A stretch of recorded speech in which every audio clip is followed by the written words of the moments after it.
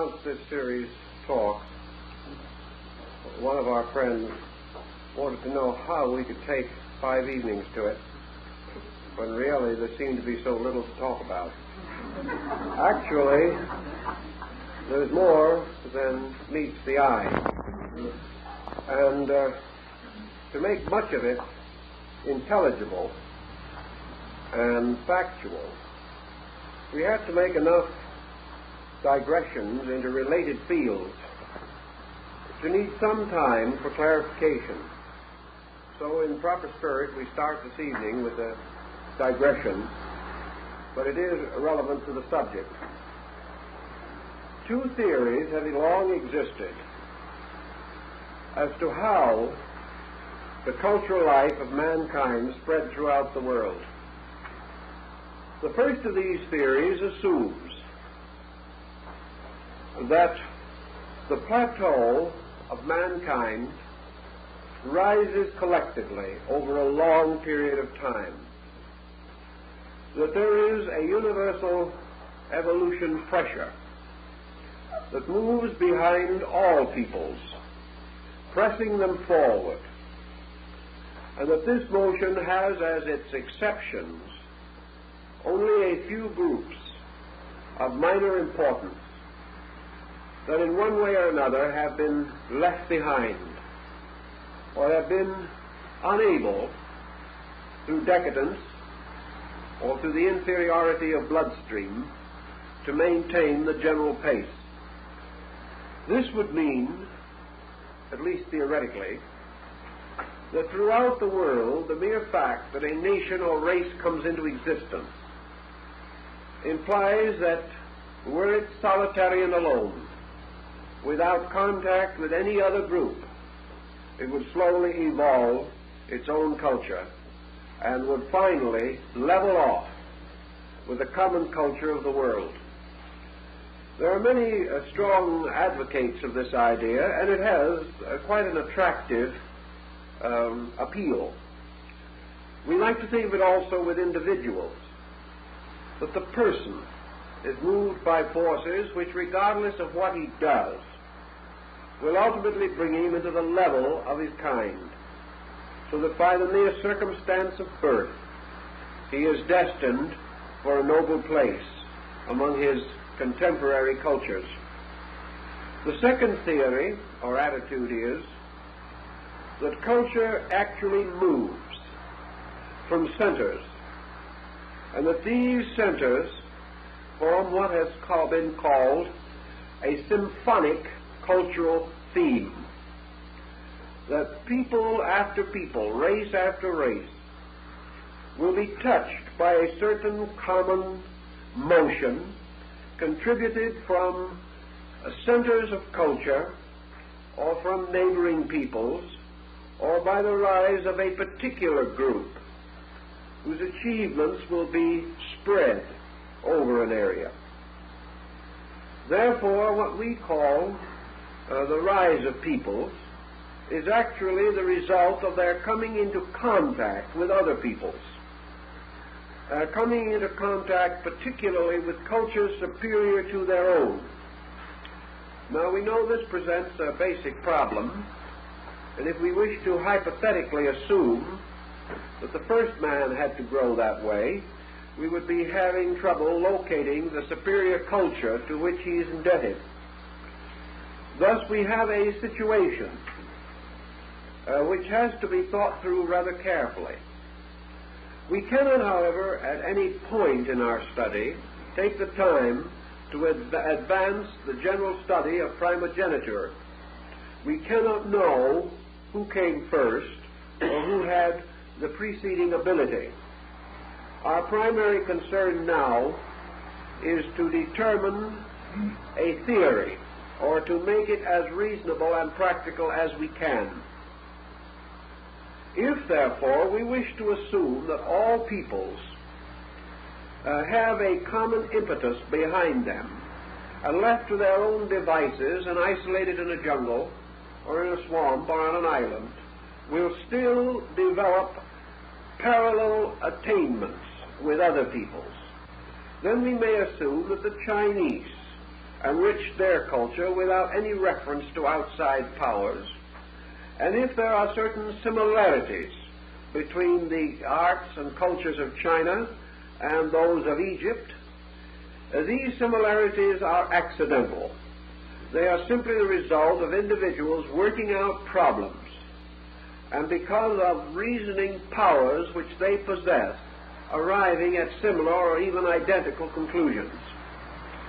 Against this theory, however, is something else which we cannot completely disregard, namely that various areas of the Earth's surface have certainly produced widely different cultures. There is not merely one story behind the growth of human life.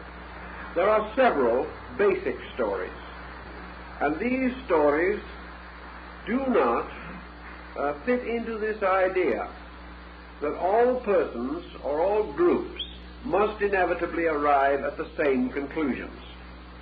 Rather, we know that we can divide the progress of mankind into streams or rivers, of which there become several prominent streams. These streams may mingle, but their identities are never lost.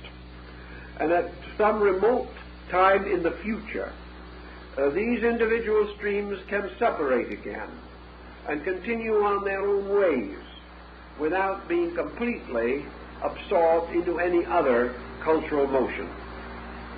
This leaves us with certain problems which can be approached in one way or another.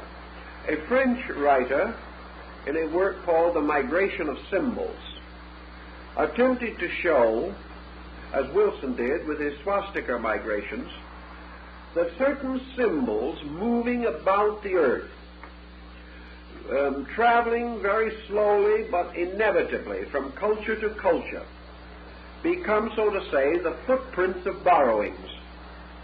That the motions of these basic symbols can be used to prove how ideas are transferred from one group to another.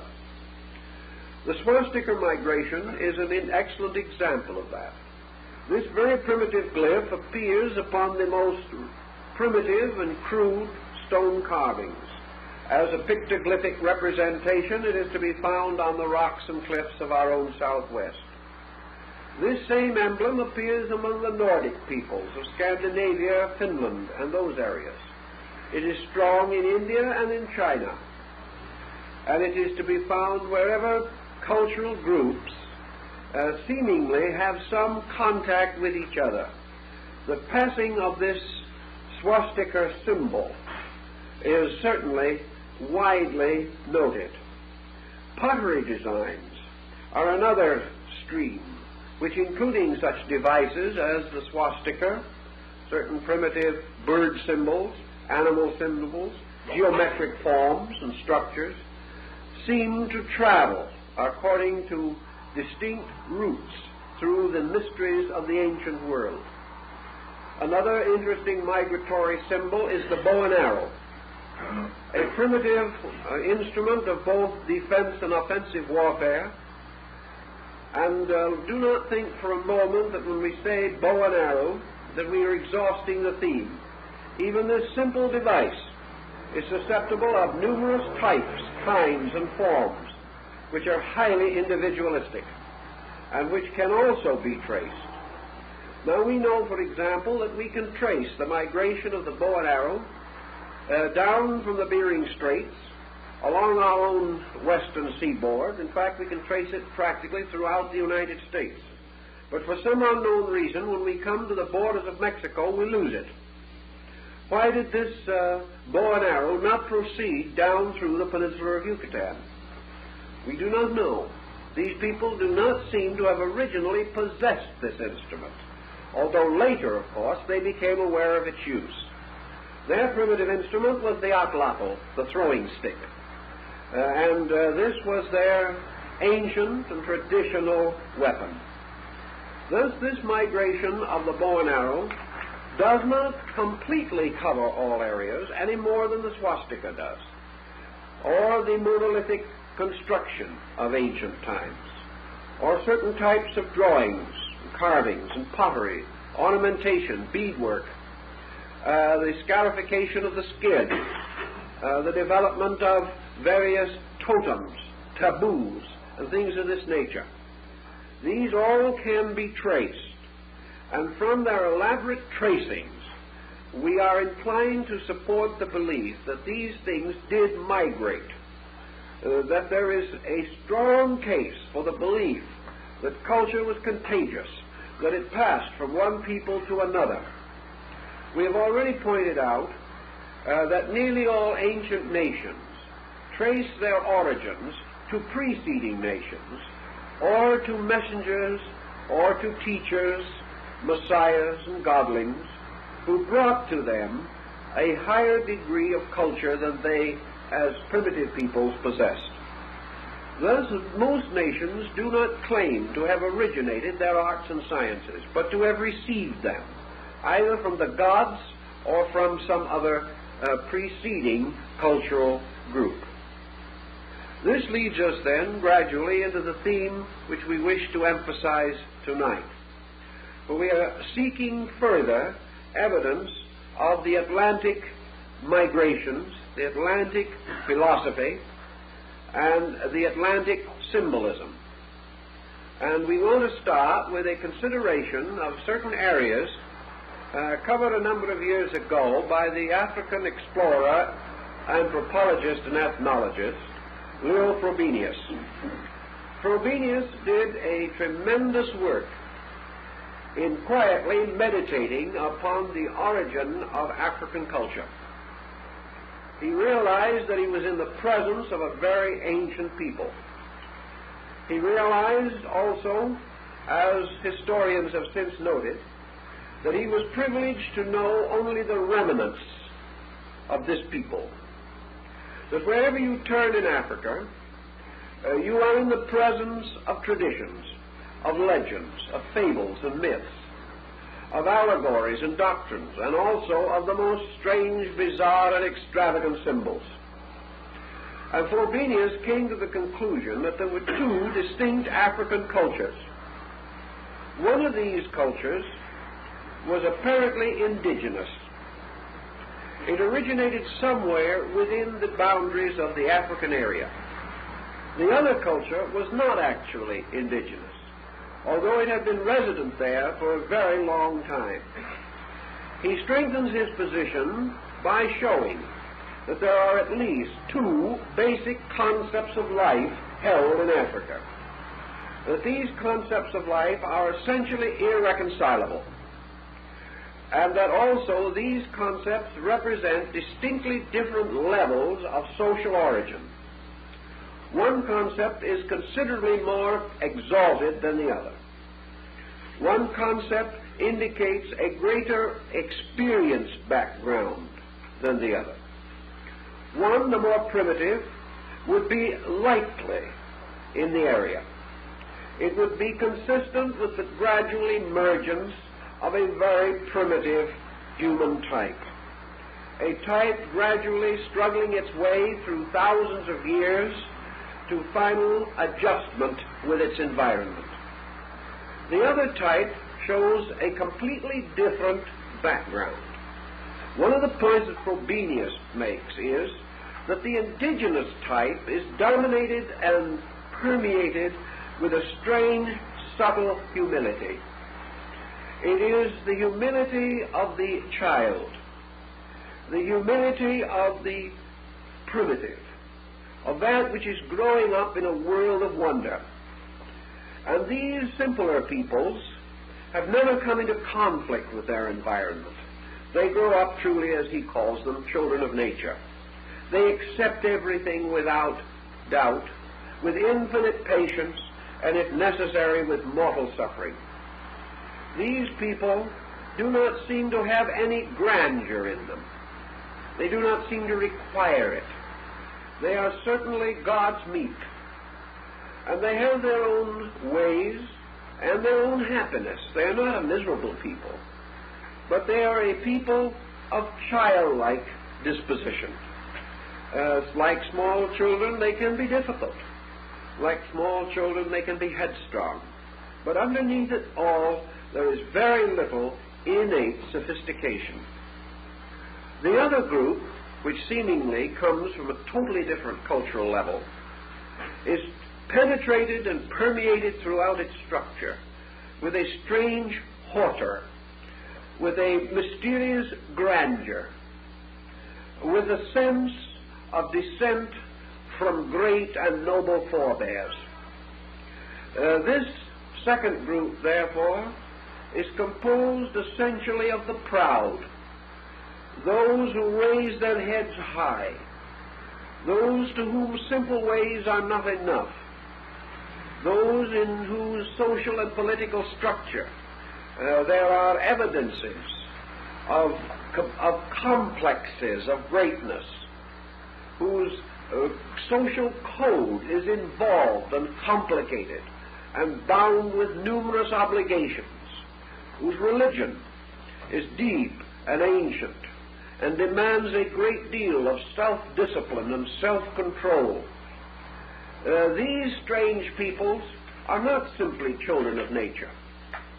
They have already reached that cultural platform in which they seek to dominate nature, that they seek to be strong and to use nature. They have already come to that time in which they will not accept inevitables, but will struggle against them to the death. These people have always had a proud heritage, and among them also there has been an astonishing maturity of arts and considerable basic growth in sciences.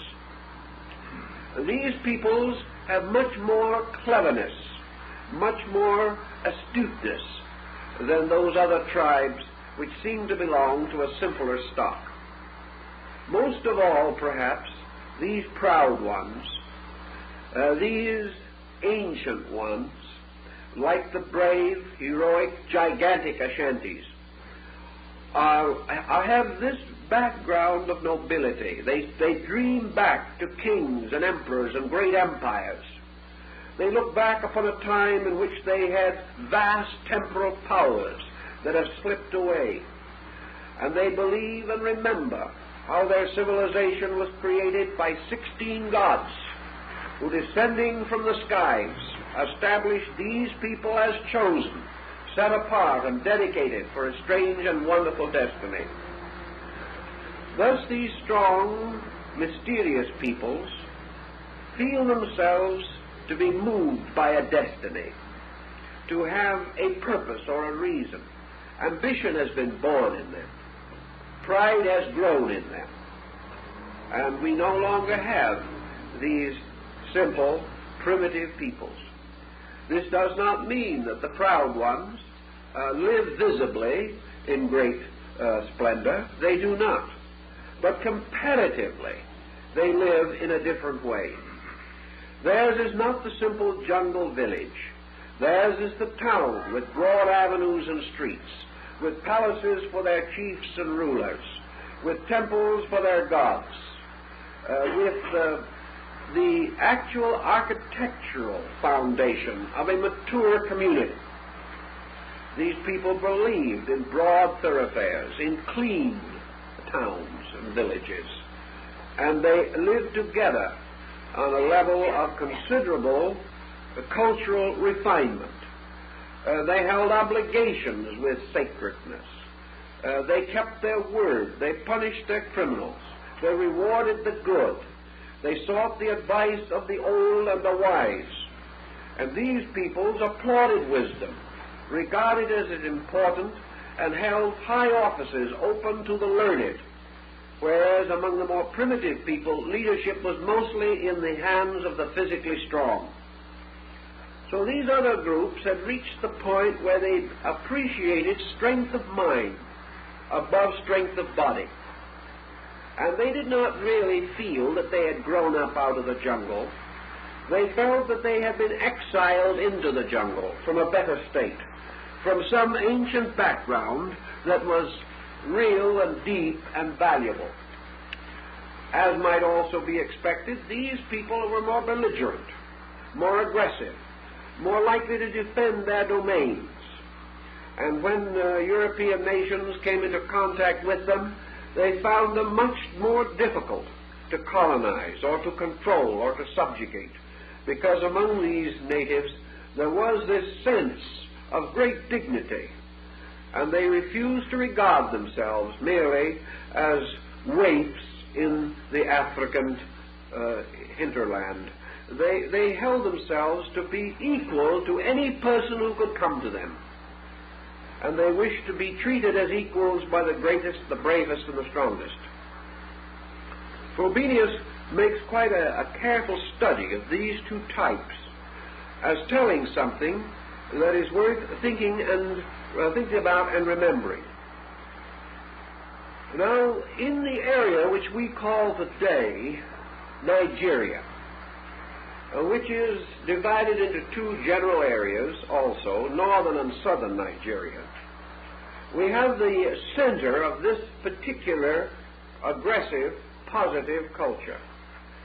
Nigeria is on the west coast of Africa, above the center, and overshadowed by the great northern area of the African continent. It is somewhat east of Liberia, and is not very far from the British colony of Lagos. This Nigerian area has always been distinguished for a very progressive and intelligent people, capable of accepting learning perhaps more rapidly than most of the other African areas. Now, in this particular group, in this situation, or contiguous to it, we have a number of cultures arising which are important. One was the culture of Benin. Benin was first open to the Western modern European, who contacted this African tribal unit with astonishment.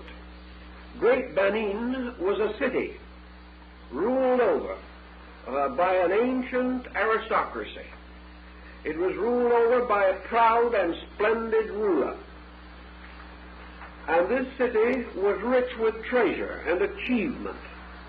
It had magnificent arts and crafts. It had a dignity, a sedateness, a maturity, an absolute atmosphere of a metropolitan existence, long before it had been contacted by European traders or missionaries. Another area in the same general group is Ife. And the Ife people are noted for their bronze casting. Most of the ancient casting in bronze in Africa is done in this general region, involving Yoruba, Benin, and Ife. In these groups, the art of using bronze was brought to a very high degree of skill, and the Ife masks and carvings and the great Benin heads, amulets, and even chain armor, their helmets and their crowns, their swords and their ceremonial instruments, are of a very superior degree of workmanship. Their ancient legends tell us that this ability to work bronze was given to them by very ancient leaders who came from a distant place. In any event, this work in bronze has intrigued archaeologists ever since it has first been noted. Unfortunately, as the result of an accident, but involving an expedition against Benin because of its attack upon colonial civilians, in the course of trying to destroy some of the political aggression of this tribe, their city accidentally was burned.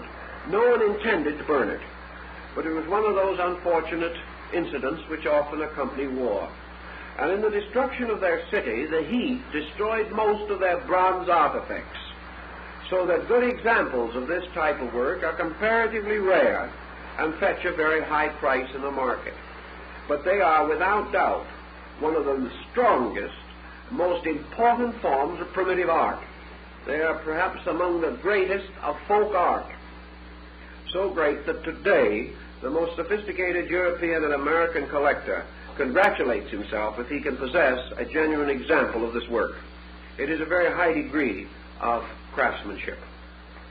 Now, these people are surrounded by other groups who have no such knowledge, have never practiced such arts, and are considerably less advanced in most of their social organizations.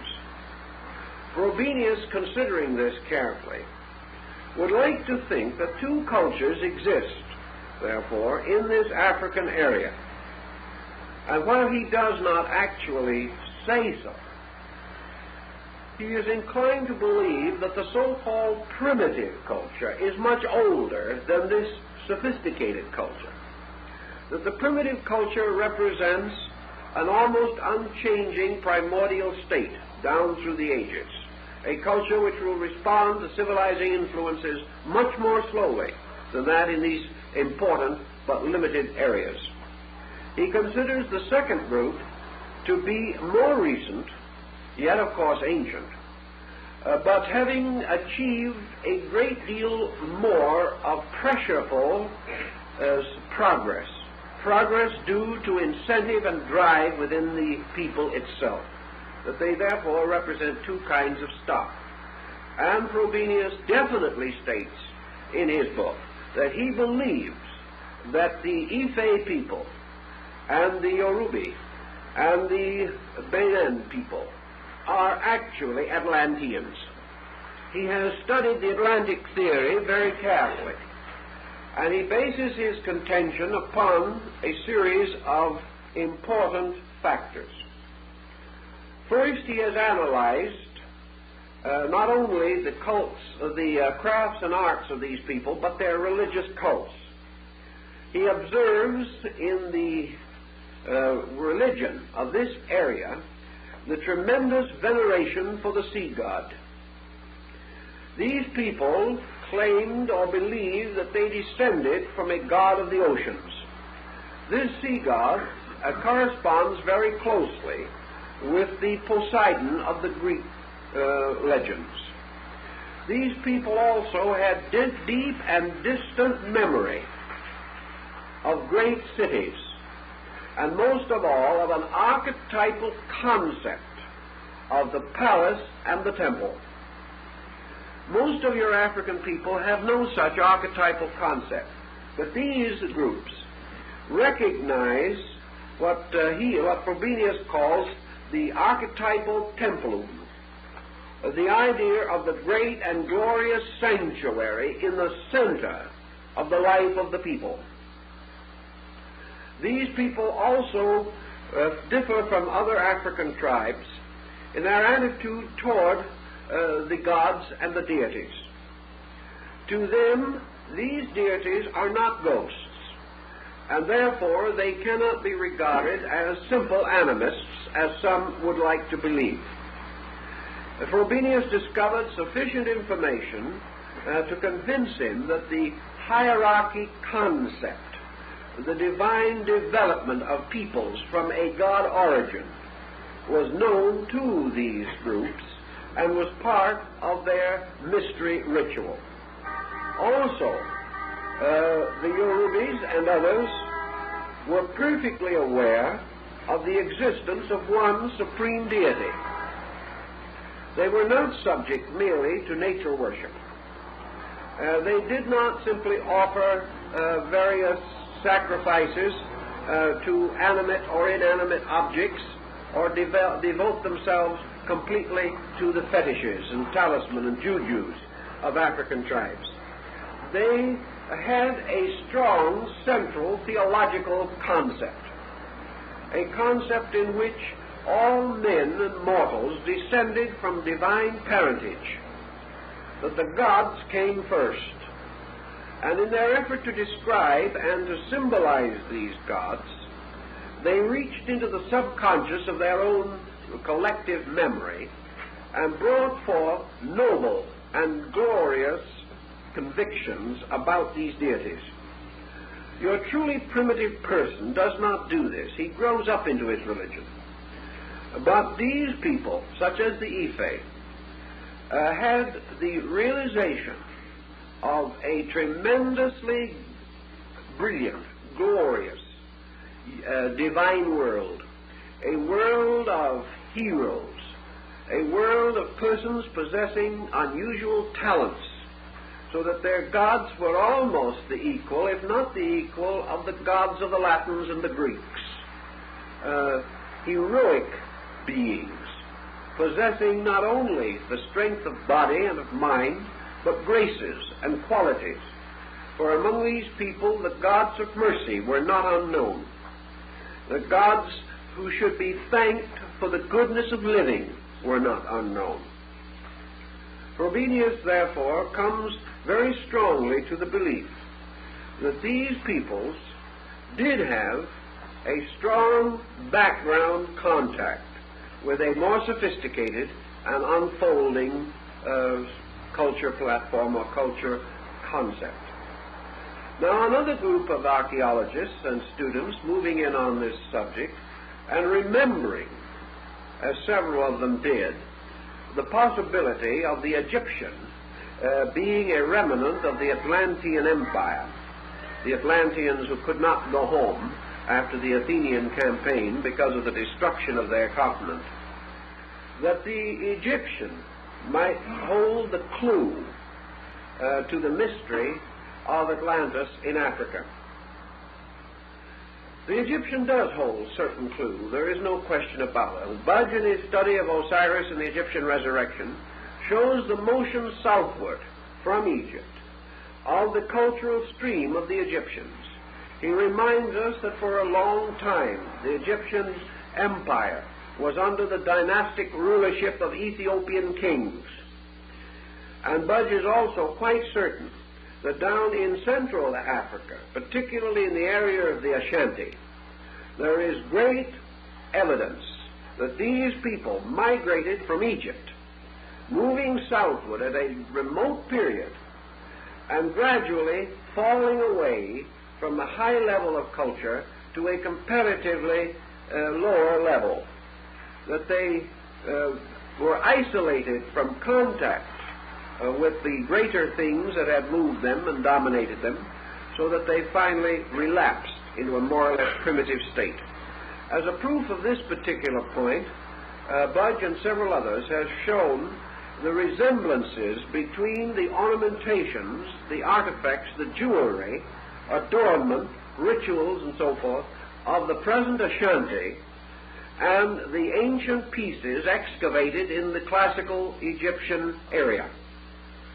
There is much, therefore, to show that a comparatively high culture moved downward from North Africa into the central parts of the great African continent. Frobenius and many others have long felt that the legends and myths centering around the more inaccessible parts of the African continent should still be given a great deal of consideration. They believe that we may discover on that continent in time evidences of a very ancient and very high civilization. That we may sometime come upon ancient cities that will be as glorious as Corinth or Ephesus. That we may find ruins of magnificent palaces and temples belonging to a culture that has completely vanished from memory. When we say from memory, we mean from all memory except that of these primitive tribes which have retained a half memory, a memory which is reserved mostly and revealed through their arts, through their instinctive reactions to things, and through the strange lordliness of their manners and of their broad attitudes toward life. So let us assume for a moment the possibility that Frobenius and these others are telling us that in Africa we have two levels of culture, one Lemurian and the other Atlantean. That these patient, mysterious, silent, humble ones belong to the old Lemurian order, and that what we call today the proud African, the Ashanti warrior who may stand over 7 feet tall, The Ife, who has never for one moment acknowledged actual domination by anyone. The wonderful artisans who created the bronze and the ivory work which has distinguished Benin. These belong to the Atlantean level. Now, in passing, there is a point that is rather interesting. In the 2nd and 3rd century of the Christian era, there arose in North Africa a group called the Gnosis. The Gnostics had a symbol, a very interesting and remarkable symbol. This symbol was a human body, usually with the head of a rooster, sometimes, however, with the head of a man. The arms and shoulders quite clearly defined, one hand holding a whip and the other a shield. The lower part of the body, below the waist of this figure, slowly turned into serpents, so that the legs were composed of 2 curved serpents. And these serpents formed a strange type of design. The legs descended and then turned outward and up again as the shape of the serpent and ended in the serpent's heads. It was quite a strange thing, resembling a little bit the inverted form of the hook that was used with a hook and eye in old fastenings before we had zippers. This hook and eye consisted of 2 loops by which the hook could be sewn onto the garment, and this form was very much that particular shape. I don't like to just draw it in the air for you. It might seem strange, but the symbol you will find in our large book, and we have other books in the library which we can show you. But the Gnostic deity Abraxas was represented in this way. We have no record of the use of the Abraxas form for centuries until it was revived at a very much later date in Italy and France during the restoration of the copying of classical gems and of ancient artifacts, in which during the period of Louis XIV we have the arriving of these wonderful crafts which were restored from ancient crafts. But a traveler reaching Great Benin before its destruction was permitted to see some of the ancient bronze work representing the ruler. In harmony with other peculiarities of this rite, the ruler of Benin was always represented as standing with his hands in this position and an assistant holding under each elbow. In other words, a servant, or perhaps a counselor, or perhaps a prince of the house, had the honor or dignity of standing one on each side and holding up the hands and arms of the ruler. The ruler perhaps had this requirement because he carried very heavy bronze ceremonial objects, which perhaps were so heavy that it was necessary for someone to help him maintain them in this outstretched position. But anyway, a figure stood on each side holding up the arms of the obi, or the king, or the prince, so represented. The interesting thing is that the lower part of the body of the ruler ended with these serpent legs turned up and out again, exactly like the figures of the Gnosis in the 2nd and 3rd century of Egypt. No other place on earth does the Gnostic symbol appear except in the area around the Ife culture. This has caused several persons to question whether at some time there was not a strong cultural tradition moving southward out of Egypt and going further and further into the mysterious hinterland. Now, in this also we have legends, as Budge and Breasted have both pointed out. And these legends would seem to indicate that the Ashantis and other peoples in the Central African area, who had apparently migrated southward from Egypt, did so to escape the persecutions that resulted in the destruction of their religions, and that these people represented a kind of high priesthood that moved south very much in the same way as the legends tell us another form of the Egyptian religious body moved into Europe to become the gypsies after the collapse of the classical civilization in the delta of the Nile region.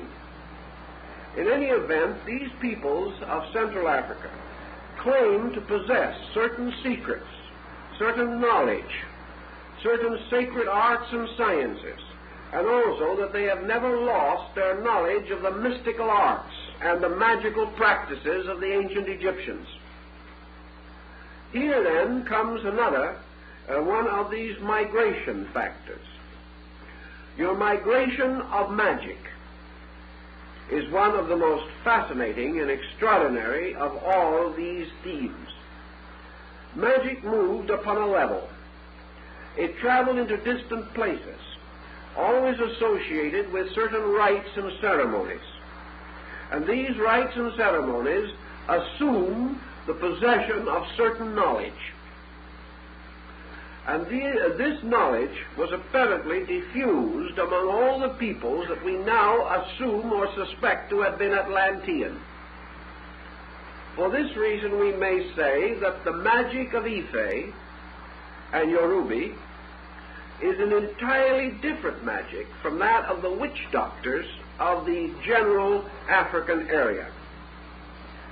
This magic of these superior tribes is based upon a kind of internal knowledge, a knowledge of things remembered, a knowledge secretly passed on. And because magic is always the basis of the secret society in African life, we are not surprised to find that among these people the secret society is an extremely strong structure, just as it was with the American Indian, just as we find in the Mede rituals and rites, and also in the Pueblo rites of the Southwest. These rituals have to do with the reception of the child or the young person into the religion of his tribe. And this religion includes the conferring of certain magical power.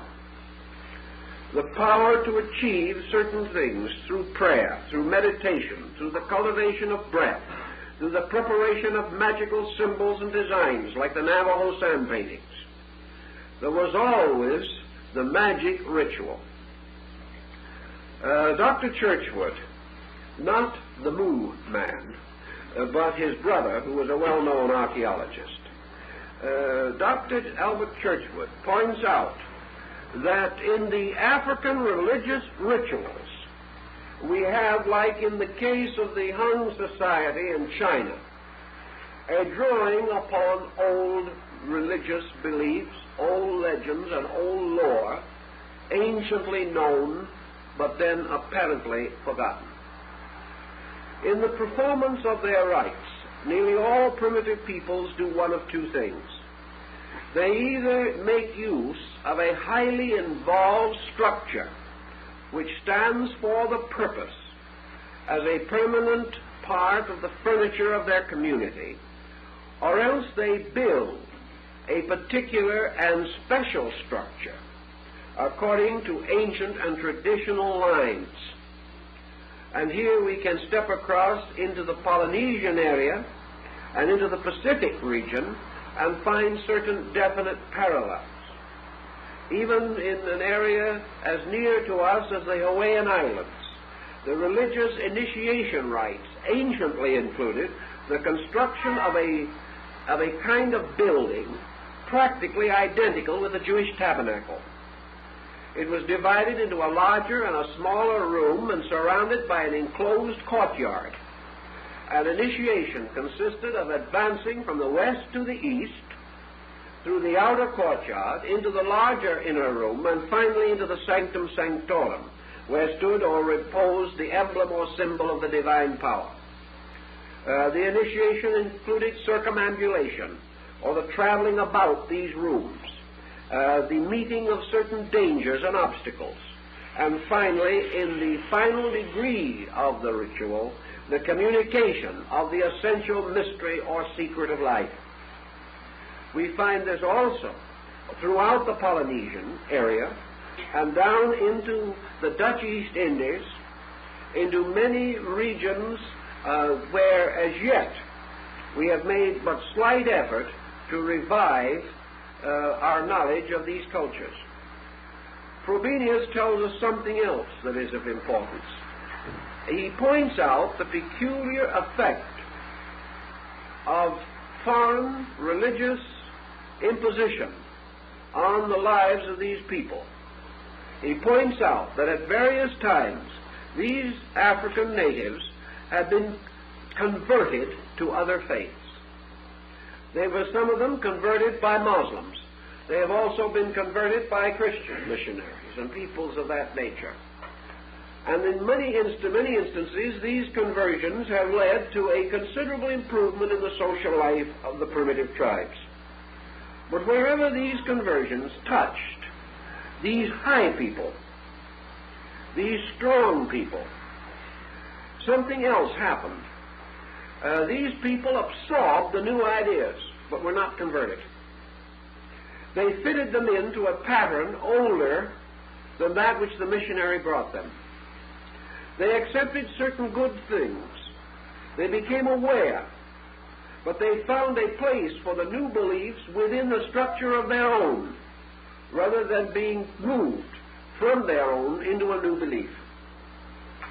He therefore comes to the conclusion that there has to have been, and still remain, a very great vitality in the convictions of these people, who were able to rationally adapt a new faith to their own, coming out with something that was better, but still their own. A condition which we do not generally observe, where these missionaries impact upon a truly primitive group. So we have these possibilities to think about. Now let us consider for a moment, both in the Polynesians and in the African area, something about this mysterious ceremonial of initiation, which may and often does include the construction of a temporary symbolic structure to represent a universal mystery. We would assume that the preparation of this structure would call upon their most ancient beliefs and ideas, and this is essentially true. So we find in working into the secret societies of Africa, we find, for instance, that they made mounds and arranged rocks and prepared certain designs, much as our own Plains Indians did, always also creating labyrinths or mazes around and through which the candidates had to walk to symbolize, like the labyrinth of Crete, the mysterious and mortal involvement through which man passes. Discussing some of these points relating to the African thought, we can gain some interesting point. Their study of the heaven world, the universe from which this universe came, the orientation of our world in a space greater than this world, was known to the Yorubis and many of the other people. It was known to the people of Ife and also to the Ashanti. So what did they do? They symbolized the primitive world, the divine world, the home of the gods, by a mountain. They placed this in the form of a mound in the central or most sacred part of their ceremonial structure. It was from this mountain that life came. It descended down the mountain. It spread from this mountain all over the world. This mountain of the gods, or the heaven mountain, on the summit of which, in the sky, is the abode of the immortals, is certainly your Asgard, your Olympus, and your Meru. These people had some basic association with these older beliefs. From this mountain also there descended the will of the gods, the messengers, and the ancient ones. For the world was first populated by gods who descended from the mountain. In the ancient Indic culture, this mountain would have been the Meru, and the descent would have been upon the polar cap, from which the great progressive development of continents was believed to have taken place. This Meru or Sumuru, this Mount Kailasa of modern India, represents without question to these people some part of the map of their homeland. The ancient symbolic representations of Atlantis indicate that the city of the Golden Gate was upon the side of a mountain, and that the entire Atlantic area was surmounted by a peak, which was the abode of the gods. This seemingly was the place of the sacred city, and the people of Africa also regarded their origin as from a divine world where there stood a sacred city, and that this sacred city was the abode of their most remote progenitors. It was a beautiful, glorious, golden, glowing city. It was far above anything belonging to this world. Therefore it had to be divine. But it could well have been this same mysterious city of Atlantis, with its walls of orichalcum, as described by Plato. From this mysterious land came the memory of great things, and the knowledge of arts and crafts, which were slowly perpetuated. This knowledge continued. But it was inevitable that the perpetuation of this knowledge should bring into manifestation the mystery system, the ritual. For in this ritual we have the communication to the young man of the wisdom of his tribe, or the knowledge of his elders. And the mysteries were set aside to keep knowledge alive. This mystery system exists everywhere where there is a suspicion that the Atlantic culture touched. This mystery system was also associated with the university system, with schooling. And many of the old temples were also observatories, laboratories, places like clinics where the sick came to be healed. These old buildings, patterned apparently from a basic archetype, represented structures of universal learning, existing originally in a remote world, a distant place. And as time went on and these peoples wandered from this land, they could no longer build such temples, they could no longer leave such monuments, but they left in the place of them symbolic ritualistic structures, each one of which was in memory of the great building. Higgins, in his Masonic researches, points out that scattered about the world are a series of magnificent and ancient ruins. Each one of these ruins is in a way equally mysterious. We have very little satisfactory account of their building or even of the time in which they were built. Many of them stand now deserted in jungles. What happened to their peoples we do not know. Two good examples of these deserted areas, deserted even after the rise of European culture, would be Angkor Wat in Cambodia, the great center of the Khmer culture, and the peninsula of Yucatan, the great center of the later Maya culture in the Western Hemisphere. Both of these areas were deserted within the last 1,000 years. No one knows why. No one knows what happened to the people. And there is really no knowledge as to the basic design, purpose, or pattern beneath these great remains. We study them, however, and we come immediately to one realization. All these monuments are built upon one grand theme. In every case, they represent a complex of structures surrounding a central mountain, a great raised place place in the middle. This raised place is usually surrounded by a square, and down the faces of the square descend the great staircases which lead to the four directions of the world. This is the motive in the central building of Angkor Wat, and it is the same motive exactly that we find in the temple of Kukulkan at Chichen Itza in Yucatan. Also, in Angkor there is a great balustrade of serpents, and at Angkor there is the same development of the great sea serpent theme. This comes back to us at Chichen Itza, for the balustrades of the Great Pyramid are conventionalized serpents, and at the foot of each of the great staircases is the head of the serpent.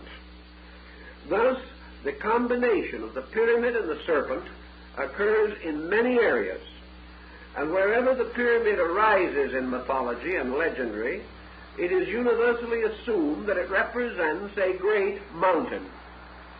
It is a symbol of the world mountain, the mother mountain, the great mountain of the Jains in India, which is the axis mountain of the earth. Also, this mountain is always the abode of the gods, and always in the uppermost and highest part of this mountain will be the sanctuary of the deity. At Jakarta in Java, we have also the great Buddhist monument, the Borobudur. Here we have likewise the basic square structure surmounted by circular terraces, climaxed or crested with a dagoba or tower, which originally contained a relic of Buddha. Up each of the faces ascend the staircases, and the ornamentations include serpents and dragons. All of these buildings, therefore, have something to do with the book of Revelation, where there is a reference to the city foursquare with its gates, and in the midst of which is the glory of the Lamb. In Africa, in Polynesia, in China, in India, in ancient Greece, North America, South America, Central America, this theme is infinitely repeated, and it is the opinion of a great many scholars that there is only one reasonable solution to this, namely that we are in the presence of the dominant culture theme of the Atlantean era or epic, namely that the great symbol of the Atlantic world was their own glorious city, the city from which all of their culture came, their university temple city, and that all these mountains represent the great temple of Poseidon, ruler over Poseidonis, this wonderful temple on the top of a peak, or at least well on the side of a mountain, and remembered as a kind of center where learning, wisdom, and the divine laws were kept.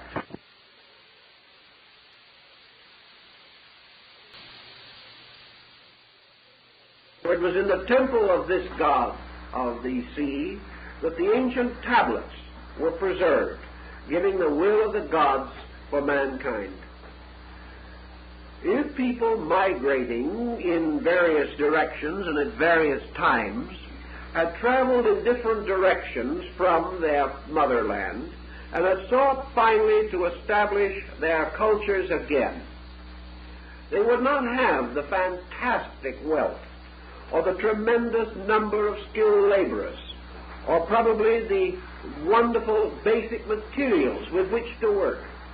Remember, these people were scattered by a great catastrophe. Most of them escaped only with their lives. They found themselves in primitive worlds. They found themselves far from the familiar and the known. But at the same time, they found themselves likewise with a great gratitude in their hearts, regardless of the tragedy and horror that had come, the great darkness that had swallowed up their city with fire and water. They had been spared, and it became essential for them to restore their religion, to reestablish their faith wherever they were. even as the children of Israel, moving in the wilderness for 40 years, found it necessary to the preservation of their faith that they create a tabernacle which was portable, which could be disassembled and reassembled as need arose. So these other people wandering about undoubtedly created various types of structures. They created according to the available materials. Where they remained long and established powerful centers, they built much more massively and much more permanently. And where their sojourn was brief, they naturally left less permanent and less solid remains. But around the world and in the passing of time in their strange wanderings, these people left culture after culture behind them. We do not know why. Perhaps they were driven out by the rise of other peoples around them, or as some have suspected, they perished or were forced to leave because of the impoverishment of soil and some basic lack of knowledge of hygiene or sanitation. Perhaps they were unable to survive in climates and conditions distant from their own. Perhaps they destroyed their food supplies and were unable to replenish them. For in Central America, certainly, one of the great themes in the whole area was the impoverishment of soil and the necessity for the annual burning of the land in order to provide food. Perhaps some of these structures also were placed in inhospitable climates where it was not possible for the people to live and remain healthy, as in the morasses of Palenque in the Mexican area. In any event, these buildings were progressively left. Perhaps in some cases these people were overrun by other tribes who led them into captivity. And again, it is possible that race suicide destroyed some of them. But all around are the bones of these ancient structures. Another group of thinkers have come to a somewhat different conclusion, namely that even perhaps before the destruction of Atlantis, during its great period of colonization, temples and centers could have been established in comparatively distant areas. For instance, we observe the spread of religion in our world as it is today. We note the wonderful buildings in France and in Germany and in Italy.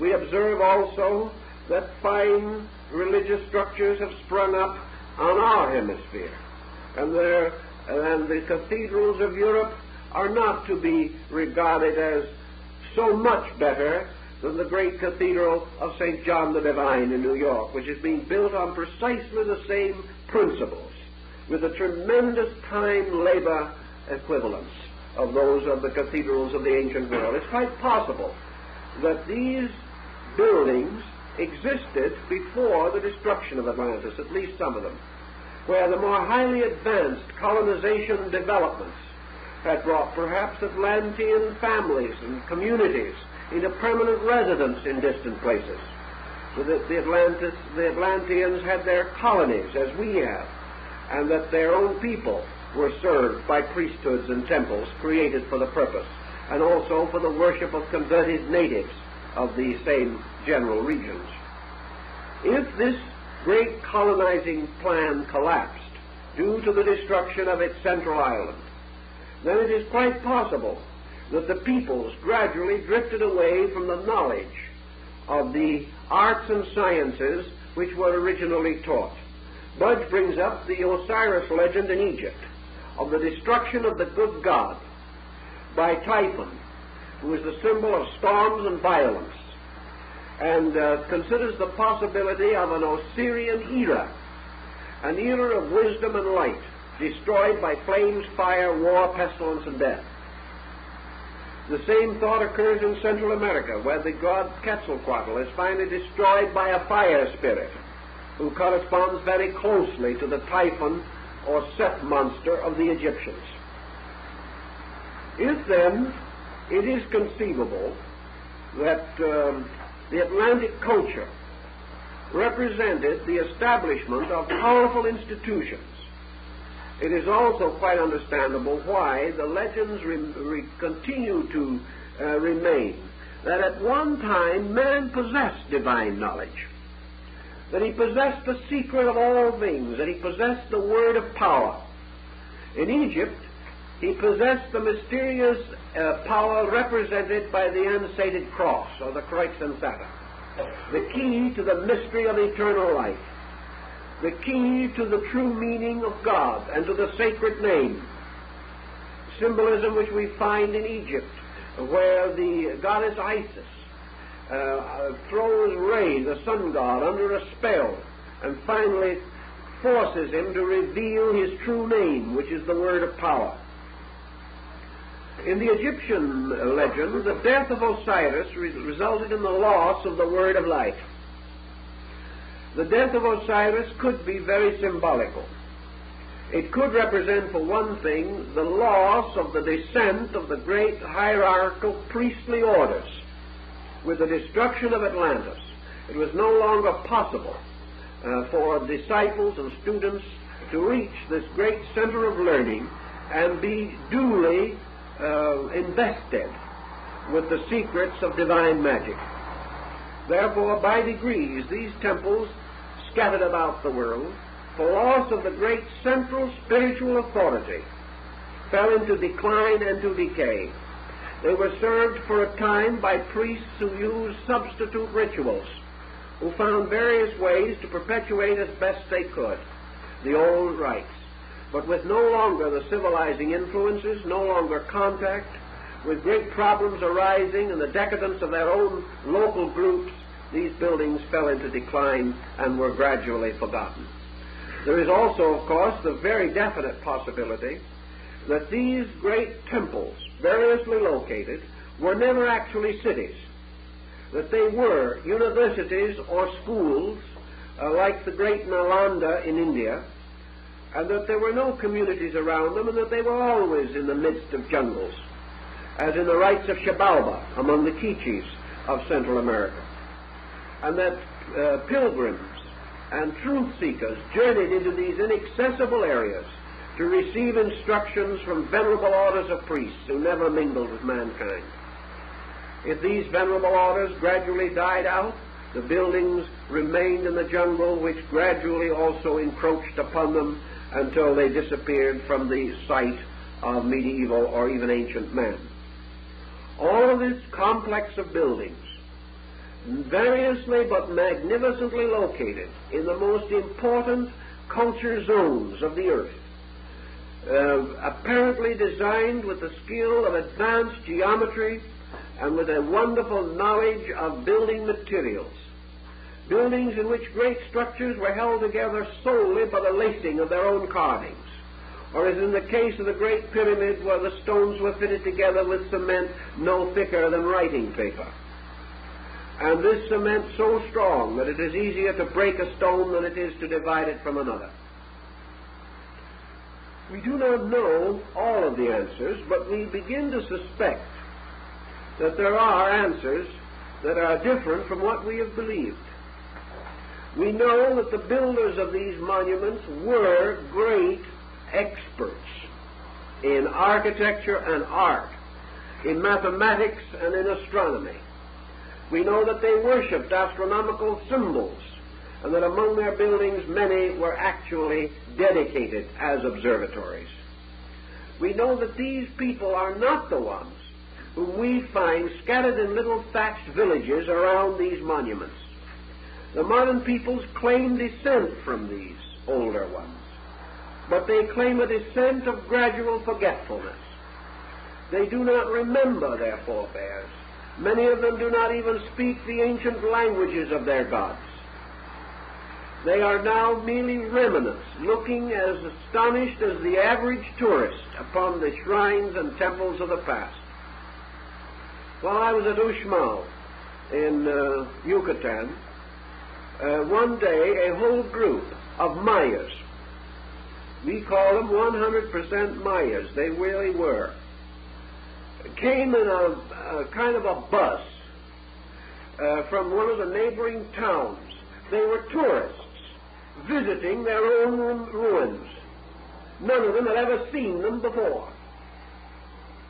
And they were as amazed and dumbfounded as any absolute stranger. They did not have a memory of who built these structures. But among the old men, among the ancient ones, there were legends. Always there are legends. And these legends had to do with times long gone by when a race of gods walked the earth. Same legends in Africa. Same legends among the heroic peoples of the Polynesian islands. Here in Samoa, in the Hebrides, and in all through this area, children initiated into the rituals of their tribes watch the building of the sacred mountain and learn again that it is from this ancient mountain that the laws of their people once came, as these laws thundered from the crest of the blazing volcanic peak of Sinai. All these legends. And there seems to be some meaning for them that they should be so universally distributed. Now, it is interesting also to trace what you might call this distribution story in areas very far removed from the Atlantic Ocean. We could imagine that any group of people inhabiting the Atlantic shore, either on the eastern or western side, would be somewhat acquainted with these stories, especially if they related back to the old legends of their people. But why should the people of Tahiti or one of these islands in the extreme opposite side of the world, natives of Madagascar, or why should the primitive peoples of the Philippine Islands have similar stories? Yet it is true that the primitive records of the natives, the old, forgotten natives, like the Batus of Sumatra, the very old ones, the Bushmen of Australia, these people all record that long ago, once upon a time, there was a great deluge, and this deluge destroyed the great lands and changed continents into oceans. And at that time, great cultures, great races of giants, races of heroic beings, even the gods and demigods themselves, vanished away in a Ragnarok of fire and destruction. How did these people find out about it? What is the reason for their memory? Why is the story of the deluge still carefully traced upon the totem poles of our Alaskan and Canadian Indians? Yet they have their deluge myth, just as surely as did the people of Mesopotamia. There has to be another and a little more light cast upon this situation. Assuming for a moment now what we must assume from actual available record, there should have been, and well was, a long continental shelf extending out from India and involving part of Australia, a tremendous area, on which most of what we call the Polynesian and Malaysian islands, or Melanesian islands, are a part. But just as surely as we had a continental shelf in the Atlantic, we had a vast shelf in the Indian Ocean, a shelf of land area perhaps as large as that we associate with Atlantis. It is difficult to imagine what may have happened. It is possible that at a very remote time, the sinking of this Lemurian shelf in the Asiatic side, the Gondwana land of ancient legend and lore, resulted in the emergence of Atlantis. Or it is possible that the great cataclysm which destroyed Atlantis also shook down this Pacific shelf, causing in that way what might well have passed to be something more important than we think of in connection with Atlantis. If the Atlantic catastrophe was not merely located in the Atlantic basin, but represented some tremendous cataclysm that involved both the eastern and western hemispheres, and the possibility that these disorders and these changes affected tides and water distributions, causing perhaps the entire Atlantic, Pacific, Indian Ocean group to be agitated and disturbed, then perhaps we could understand why the peoples of the Eastern Hemisphere could have and would have a similar story. Something of this kind had to have happened to explain the Chinese knowledge and the belief, of course, that they had that vast areas like the Gobi Desert or the great Shamo sand ocean was, of course, at one time underwater. All of this points out not simply a local catastrophe, but perhaps a much larger one, one of greater magnitude, greater significance, in which two or more poles of a great disaster struck nearly at the same time, or close enough for their historical backgrounds to be interwoven. It seems, therefore, reasonably certain that the African continent that we know today was, particularly East Africa, toward the Asiatic side, perhaps originally connected with the Lemurian or Gondwanaland distribution, whereas West Africa, as we know it today, might well have been contiguous to and highly influenced by the Atlantean culture and its disaster. This would support the belief of Frobenius that two distinct cultures, one much older than the other, flourished together on this continent. We have no evidence at this time as to the cultural level of the ancient Lemurian group. What we seemingly find is that they did not attain to any pronounced skill or ability in the preparation or preservation of records. They did not appear to have built extensively or to have created any monumental palaces or temples or to have highly perfected any permanent art. This would correspond to their psychology today, because these people do not have a memory of greatness. On the other hand, this second group, the Atlantean group, certainly possessed this memory of greatness and also prove in their daily living now that they have an exceptional skill in a great many forms of arts and crafts. If then we can assume that the Atlantean group may have been the earliest to have left strongly and clearly marked culture, we may then assume that the Lemurian culture, whatever it was of such an impermanent nature that it did not actually survive. There is the possibility that these people did have a knowledge of monolithic stones and the simple methods of moving them as preserved today in the remnants of Easter Island. Easter Island is regarded as a Lemurian remnant.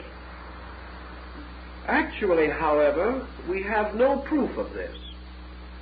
We might just as well assume that these statues were the result of an overlay of Atlantean culture later, because they do show some primitive knowledge of engineering, which up to now we have not been able to associate with Lemuria, but which we know flourished in Atlantis.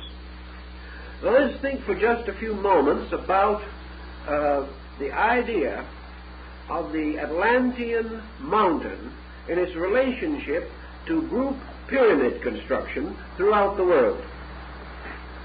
The pyramid, of course, as we know, passes through innumerable variations and refinements.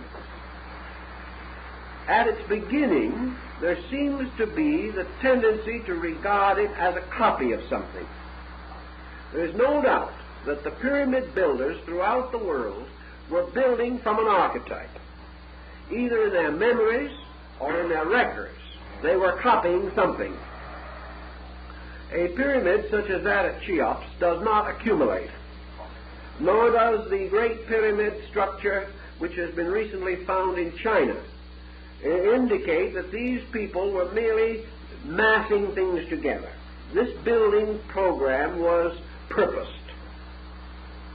And the pyramid, wherever it stands, is a symbol, as it was in Egypt, of the world mountain. And the world mountain almost certainly was symbolic of the first enduring religious structure that man knew, and that was the great university system of Atlantis. Prior to that time, we have no evidence of anything that could have been copied. But this could have been copied. Another point that is interesting is that where these pyramids appear in different parts of the world, their architecture is startlingly similar. There are certain modifications, and with the passing of time, the symbolic pyramid idea began to disappear under elaborate ornamentation, which itself is a sign of decadence. However, the buildings basically are great mathematical solids. They are built approximately in the same theme wherever they are located, and with the exception of local embellishments belonging to later cultures, they are very simple, monumental masses of structure, essentially resembling what we call the Pyramid of Egypt. These pyramids, therefore, seemingly all come from one purpose and design. Now, the idea that we have that the pyramids were the tombs of Egyptian pharaohs is a matter of moot question even now. The Great Pyramid, certainly the oldest, and the archetype for most of the others in Egypt, was most unsuitable to be a royal crypt.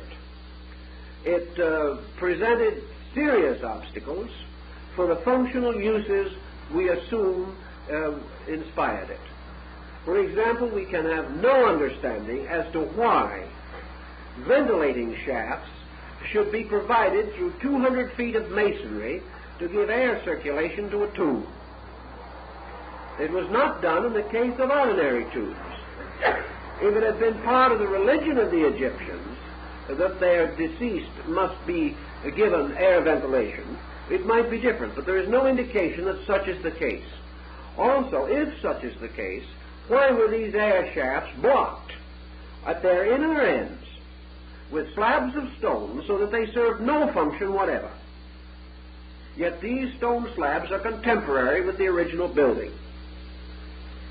We have no understanding of such procedure. The sarcophagus in the king's chamber is simply not adequate to receive a human body. It is too small for the ceremonial wrappings used in connection with the Egyptian dead. It seems much more like a font than it does like a sarcophagus. Even a comparatively unimportant second or third grade prince would have had a sarcophagus 3 times the size of the one in the Great Pyramid. And yet this was supposedly for the King of Kings, the ruler of them all. Even without additional mummy wrappings or without additional means of the preserving of the body, it would have been difficult to simply get the corpse into the sarcophagus. Something else was evidently intended, and the tomb idea was imposed upon it later. What the building was originally intended for must cause considerable thought, unless we again assume that it was copied from one of the sacred structures of the ancient Atlantean Empire, that it had a meaning deep and mysterious for these people, a meaning which perhaps rooted in their religion, in their spiritual conviction, and was used in connection with the initiatory rites by means of which their knowledge was transmitted.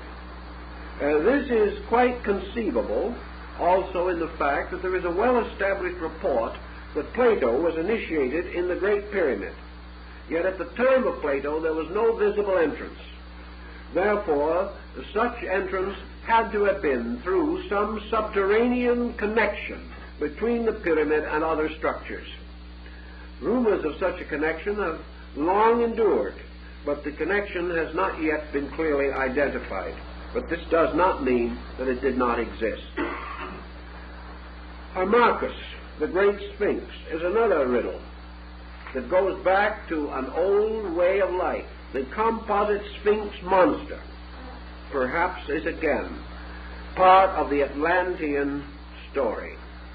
having to do with their religious system and rites. Irish people claim that the first teachers of their race came not from the east, from Europe, but from the west, and that ancient robed priests came out of the ocean on the west coast of Ireland, and that these were the ones who instructed them. The Irish have a considerable folklore dealing with Atlantis. There is also a great deal of lore relating to this in the Spanish area and in Portugal. And of course, what is left of North Africa bears testimony to the same basic accounts. Thus we have the indication of a stratification of cultures, which becomes a strong defending point in support of our Atlantis hypothesis. We can summarize this hypothesis as we have progressed it this evening, then, with certain additional points that we had not previously clarified or brought up. First, that there are evidences of the survival of Atlantean peoples, vestiges of peoples who have, for one reason or another, remained completely separate, have held on to their traditions, have regarded themselves as dedicated to a sacred destiny, and therefore regarding themselves also with a strange, deep, unchanging pride, a hauteur about themselves, the sense of being a chosen people, a people intended for some strange work of preserving, without loss, an ancient tradition. This chosen concept certainly moves the Aryas from northern Asia, for the word Aryan means the chosen, or the selected, or the set-apart ones. Similar records occur in China. The Chinese people were the peculiarly selected ones of the Great Father. Their work was predestined for them. They had to carry on a tradition. We can pause again for a moment and say, how old is China? And China is one of the most disappointing countries in the world to approach archaeologically and ethnologically. We assume beyond doubt the vast antiquity of China, but we cannot prove it. We know that China's records are not nearly as adequate as those of Egypt, nor do they go back as far.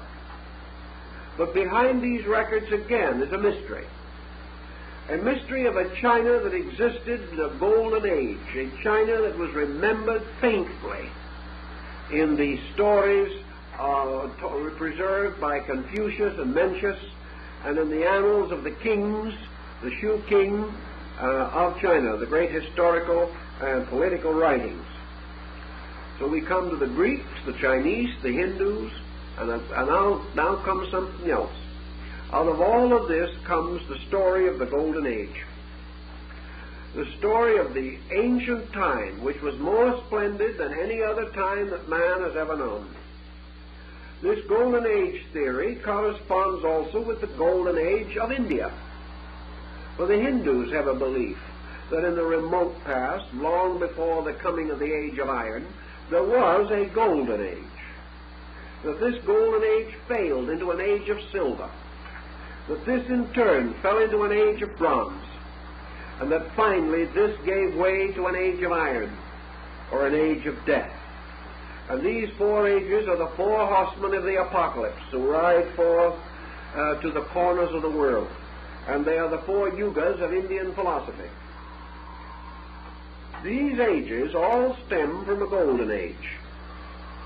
And this golden age is remembered in Africa and remembered by the primitive Plains Indians of our own country, remembered by the Eskimo, remembered by the native of the South Pacific. Everywhere there is a memory of the golden age. When it was, no one seems to know. But unlike most natural stories of natural beginnings, the beginning of humanity was radiant. And this comes back to us again in the idea of the fall of man.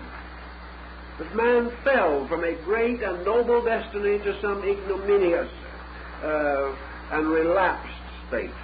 The story of the fall, of the destruction of Lucifer, the blasting out of heaven of his planet, Ragnarok. All of these things seem to tell of rebellion, of an ancient time when there was incredible splendor and then it all vanished away. Or as the Greeks more philosophically arranged it, it declined gradually through the other three ages. This golden age has been subject to a great deal of study. Psychologists think perhaps that it is the golden age of human childhood, that this golden age did not actually refer to a time when man had more, but to a time when man thought less. You see, there are several ways you can be happy in this world. One is to have nothing to worry about, and the other is to have nothing to worry with. Both of these have a tendency to relax us. Psychologically speaking, the normal child who has had a happy childhood produces a series of psychological involvements which later cause it to remember back to the age of innocence, to the golden age of play and no responsibility, the golden age of living in a world of fantasy and fairy tale, an age which precedes disillusionment and the sorrows of experience, an age in which there were no fears, but gods in the form of parents take care of everything. Psychologists make a great deal of this particular factor in estimating the character growth of the individual and the possible exaggeration or distortion of this in the creation of the perpetual adolescent. So there's one way of looking at it, that there was this golden age of irresponsibility. But as we study this thing, we find that there is a break in the story that doesn't quite fit. The human child coming into this world of wonders is in a golden age of its own irresponsibility, but it is surrounded by a magnificent and involved culture, a culture which may become desperate in the course of living, but with which the child also has immediate contact from the very beginning. This golden age of childhood is not alone in the wilderness. It is at least surrounded by parents that love and understand. And it is difficult to imagine primitive mankind enjoying this sense of security. It is difficult to imagine that there was ever a time when the primitive savage did not have something to worry about. For with this other problem, we find another rudimentary instinct, which we have been unable to trace to its beginning because it goes back further than anything we can know, and that is fear. Primitive man seems to have existed in fear. He was in the presence continually of forces which were menacing to him. He was a kind of neglected waif, an orphan, and it is not quite as easy to understand how this could have caused him to psychologically invent a golden age. It does not seem reasonable that this golden age could exist apart from association with something superior to self, especially when that self is comparatively primitive. It would be conceivable, however, that the concept of a golden age could exist. Was there an archetype for it? If primitive peoples had lived near or upon the outskirts of a great and glorious civilization, which perhaps like a paternal colonizing agent did protect their physical needs, did make it possible for them to pass through a happy childhood, to a degree at least, those particular peoples might have had a golden childhood.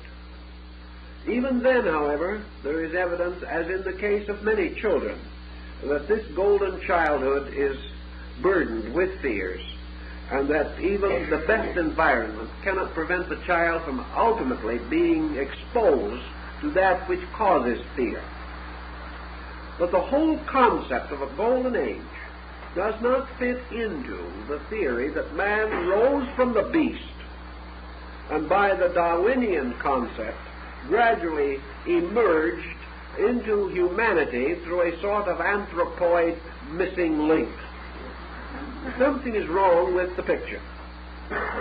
Yet the story of this wonderful place at the beginning of things continues to live, and the peoples claim that there was a time when everything was good, that law and order did prevail, and that as a proof of this, or as part of this, in those days heroic persons, gods, great and wonderful priests, benevolent patriarchs, enlightened elders, grand and noble teachers, walk the earth with men, beings who have never been seen again, who finally retired for one reason or another, always promising to return but never coming back. That all this could have belonged to a great civilizing theme that was wiped away and left in its place only a strange void, would seem to be a more reasonable answer. The city of the gods vanished. It did not go back up into heaven. Nobody ever said it did. The only ancient legends that we have about this city of the gods, where anything relating to it is mentioned, this is always associated with two things, or one of them. First of all, that these peoples, living in this peace and glory and happiness, disobeyed.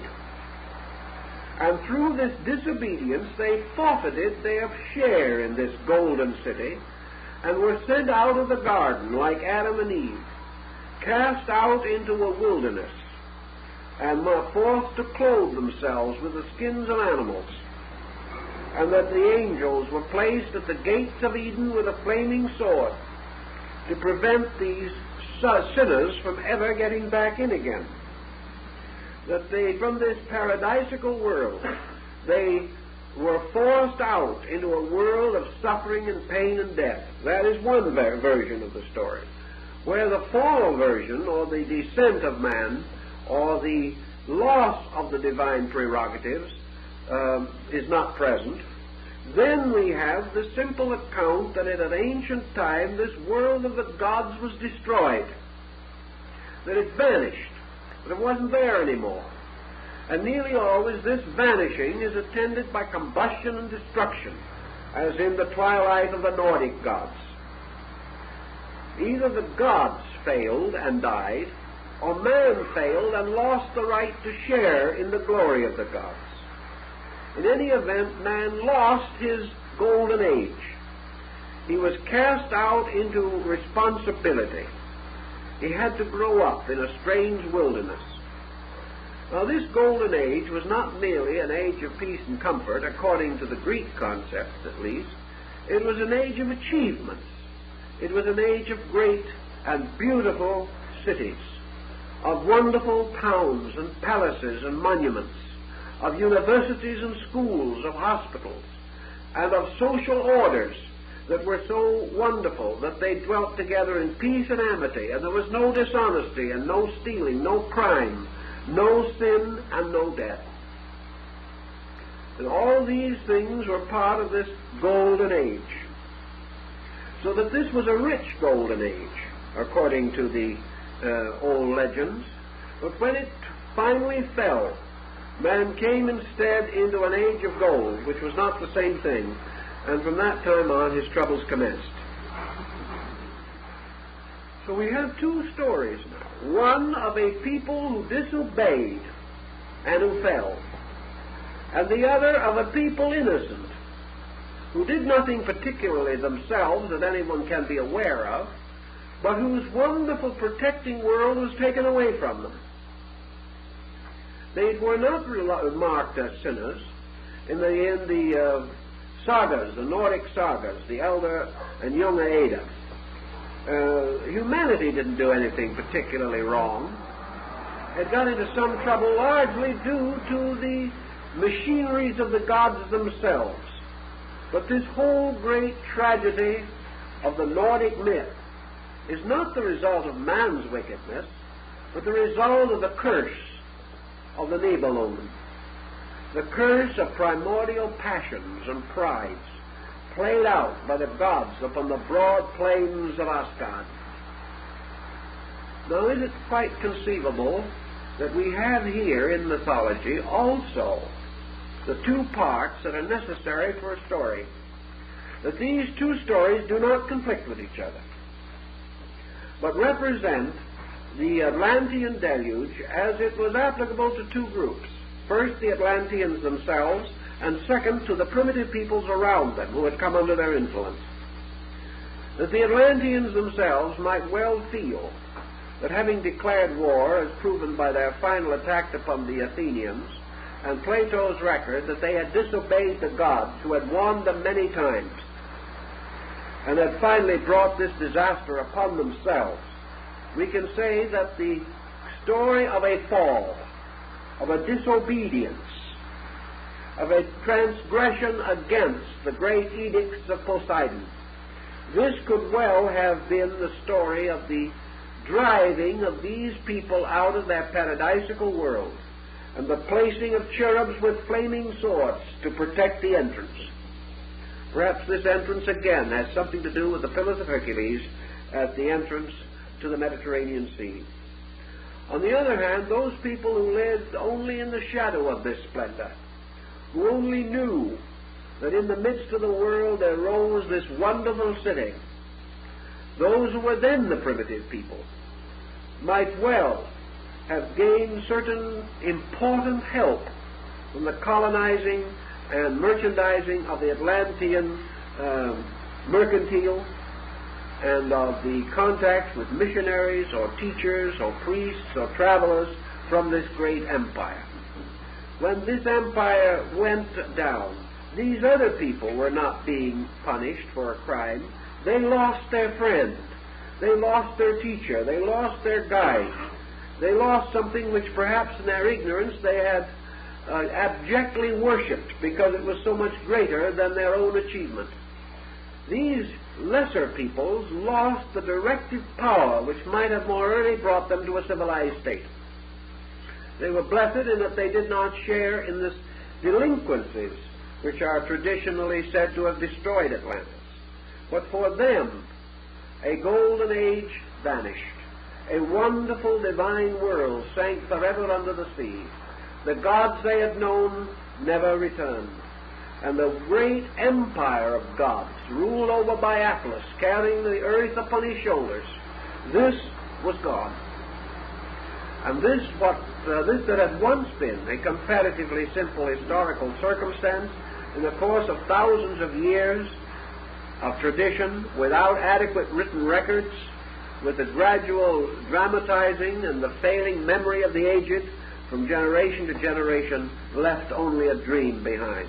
A dream, however, which still has the essential picture, the story of a great and noble race of gods, of heroes, of those who came before men, as we know men, and who vanished away, either for their sins or for some unspecified reason.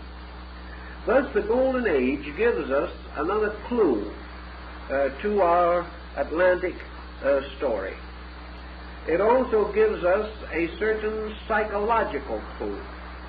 Let us assume for a moment that the Atlantic story is, in a way, the story of humanity.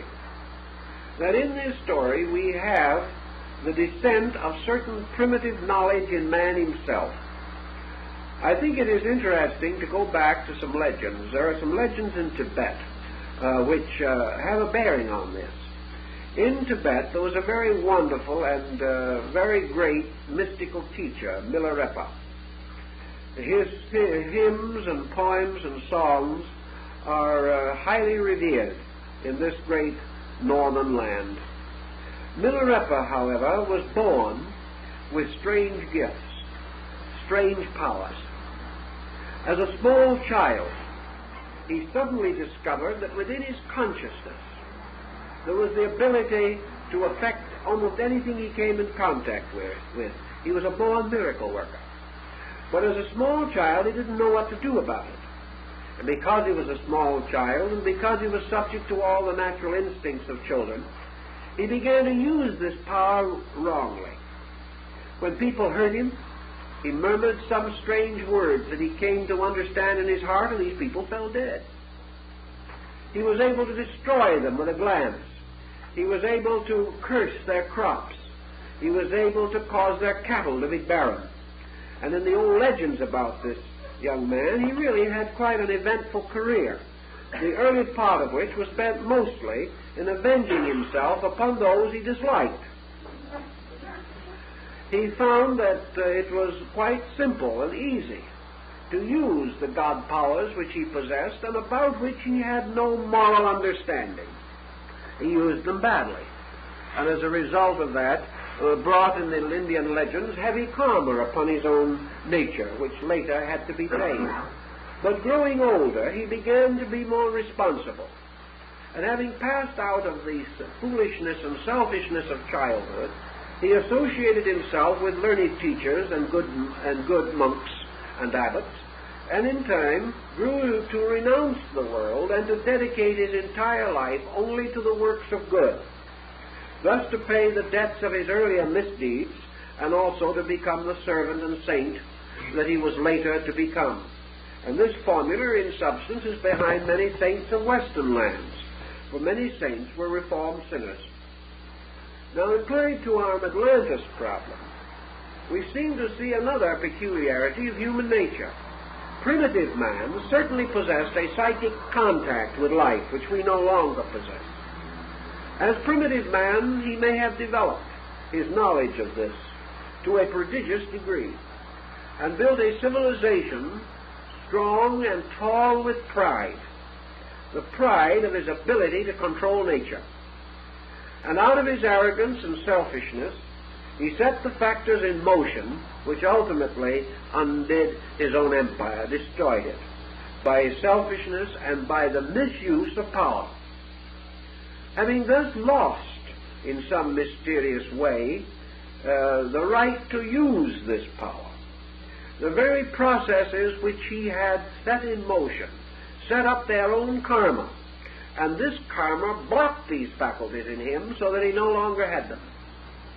In this very moment by itself, a world of inner mysteries, a world of light and color, the worlds of the invisible planes described in Eastern philosophy, man's mysterious contact with the causal universe by means of the mysterious third eye of the Dharma. This would have been blocked out, and he would have seen another world of the gods gradually vanish before him, because he had broken faith with the principles and powers by which he had the right to know this world. So Plato could well have drawn upon this concept also, and this could have its part in the story of the Golden Age. But the Golden Age could also have been one in which man, conscious both on the material level and on the internal, intuitive, apperceptive level, could therefore have built a strange world for himself here, based upon his insight into a spiritual world with which he still had contact. He could have lived in two worlds and fashioned a most glamorous shadow here of the world that he knew there. He could have created, therefore, in his primitive knowledge or his primitive insight, intuitively, instinctively, a great world that was not the product of his own reason, but was the product of the fact that he still possessed the internal contacts with the causal universe around him. Then, as he gradually developed his own intellect, as he gradually strengthened his mind and his resources, and became more and more objectively polarized, the Indian legends tell us that this third eye retired into the brain and ceased to be active. And by degrees, this mysterious world of the gods faded out, and he was left entirely to his own resources. He then had left to him and to the memory of those who came after him only the shadows he had fashioned. The substance was gone. He had forms that were no longer understandable. He had lost the ability to continue to copy living forces. So he built at one time, long ago, something he could never build again. He built it, And gradually, in the course of time, it fell into ruin because his own faculties no longer supported it. And thus your golden age and your ancient worlds and all these things can be part of one tremendous cosmic drama, each a recapitulation or symbolic projection of the other. To go back a moment to Frobenius and his African pattern of things, we have therefore here two levels, a series of levels in fact. We have the possibility that these haughty Africans of Ife have this strange subconscious story, perhaps a story that is more vital to them than it is to us because they are still nearer to the primitive than we are, and may have apperceptive powers that we do not know. Primitive people believe they visit the celestial worlds in sleep, and from these celestial worlds bring back strange and wonderful accounts. They visit the temples and palaces of their gods in dreams and in visions, indicating that they believe that there is a mysterious world beyond our vision, but not distant in place, and that this world vanished from our consciousness because of our own departure from the primitive ways of natural life. And also in more recent times because by degrees we have lost all interest in it and have substituted for the old patterns the gradual development of a material civilization or culture of our own.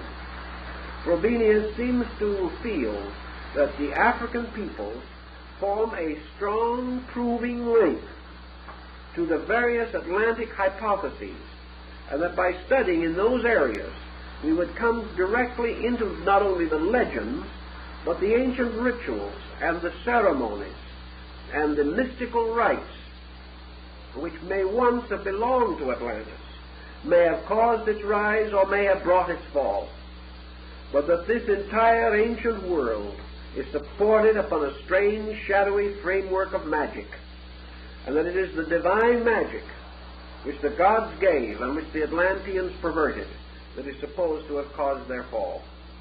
So that in these areas we get a further development of these stories.